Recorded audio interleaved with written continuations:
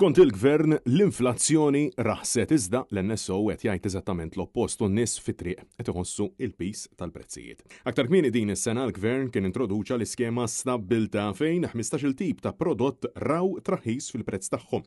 Lista ta' prodotti li sfortunatament ma kienx tinkludi ikel jew oġġetti bażiċi. Lista bla bajt, ħobs, frott u ħaxix frisk mingħajr ikel għall-annimali domestiċi, lista bla prodotti tal-iġene u prodotti essenzjali oħrajn illi familja ma tistax tgħaddi mingħajrhom.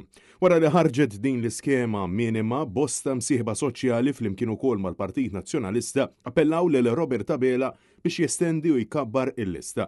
U fil-waqt illi fuq l-istazzjon tas-Super One kien qal li din l-iskema kien se jsaħħaha fi ftit tal-jiem wara iddeċida illi din waqqafha.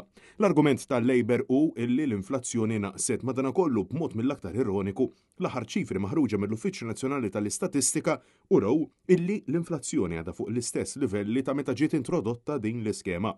U f'Awwissu reġgħet bdiet tolli rasa. L-erba' filgħodu Net News staqsa lill-Ministru Michael Falzon jekk din l-iskema hux se titneħħax kien hemm roħs fil-prezzijiet, bil-Ministru jwieġeb illi l-inflazzjoni naqset. L-inflazzjoni hija dik li hija, l-inflazzjoni naħset. Jiġifieri l-prezzijiet raħsu. Poġġi klim fħaleħu.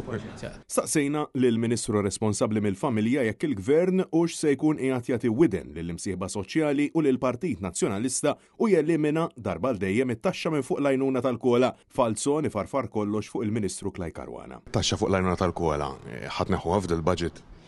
Il-budget jitħabbar fit-28 ta' Ottubru, il-budget dak hija d-data tal-budget u l-ewwel laqqas għalija illi nitkellem fuq il-budget dak huwa l-Ministru tal-Finanzi mhux jien. Mistoqsi fuq it-tema ta' solitudni li kull ma jmur f'pajjiżna bħal bija tad-dinja qiegħda tiżdied u jekk fil-Gżejjer Maltin din il-problema komplix tiżdied minħabba l-mudell ekonomiku tal-Gvern, Michael Falzon iddefenda d-direzzjoni li tinsab fiha l-ekonomija. Ma nistgħux ngħidu li dak il-mudell ekonomiku falla. Fil-waqt li żied jgħid li ma jfissirx li l-mudell m'għandux jinbidel, iżda fl-istess waqt mistoqsi kif se jkun qiegħed jindirizza l-isfida tas-solitudni u kif jista' jinbidel il-mudell ekonomiku biex inaqqas l-istress kontinwu li naffrontaw ta' kuljum f'pajjiżna minn xogħol għal traffiku u għoli tal-ħajja, il-Ministru baqa' ma weġibx.